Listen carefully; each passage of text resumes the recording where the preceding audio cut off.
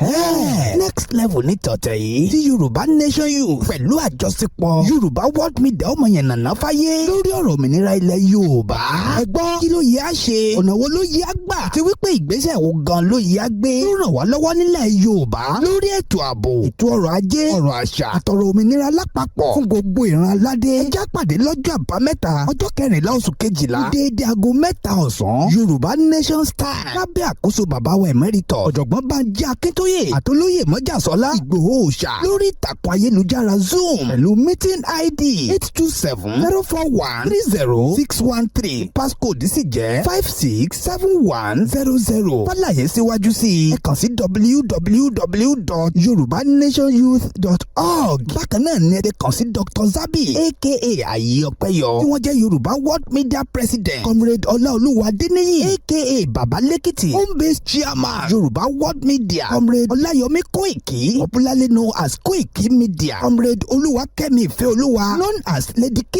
Bákan náà ni ẹ lè kàn sí àwọn coordinator Yorùbá Nation Youth lágbègbè yín bẹ̀rẹ̀ látòrí Comrade Emmanuel Àkàlàmọ̀gbò TV tí wọ́n jẹ́ Spain coordinator, Comrade Kẹ́hìndé Lawal Spain coordinator 2, Comrade Fásọmí Táíwò Kíkẹ́lọ́mọ Kuwait coordinator, Comrade Ilésànmí Fọlọ́wọ́ Germany coordinator, Comrade Káyọ̀dé Àjàó Adékọ́lá Greece coordinator, Comrade Ọládèjì Kabir Benin Republic coordinator, Comrade Asake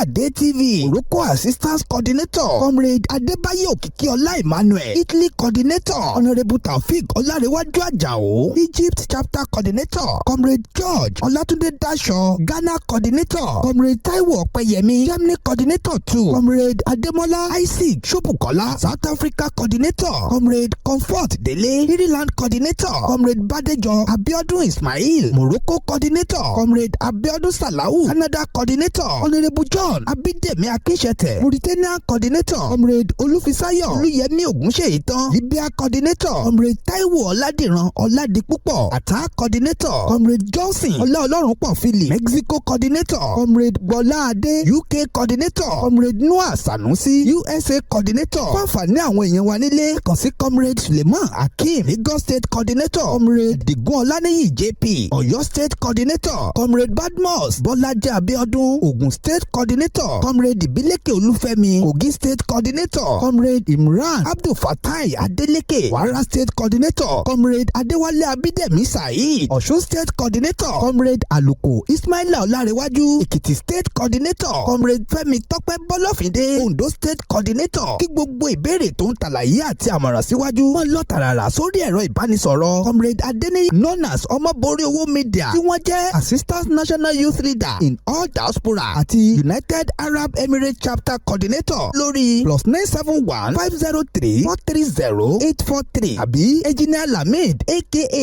Yagboyaju Technical Director Yorùbá Nation Youth lórí +971-525-261-442. Comrade Oyegun Olúwamáyọ̀wá aka Omeyo Southwest Coordinator tí wọ́n ti jẹ́ Home Base Youth Leader lórí +234-703-717-3355 tàbí Prophet Ayọ̀délé Olúgunlolúwa gan tí wọ́n jẹ́ Yorùbá Nation National Youth Leader in all diaspora lórí +1-803-846-1116. Ó ṣe pàtàkì fún gbogbo wa láti mọ̀ wípé inú ìpàdé àpérò àpapọ̀ tó ń bọ̀ yìí gbogbo wa là ń retí ń bẹ̀ o. Olùkéde Prophet Ayọ̀délé Olúgunlolúwa lórúkọ ọ̀dọ́ Yorùbá pátápátá.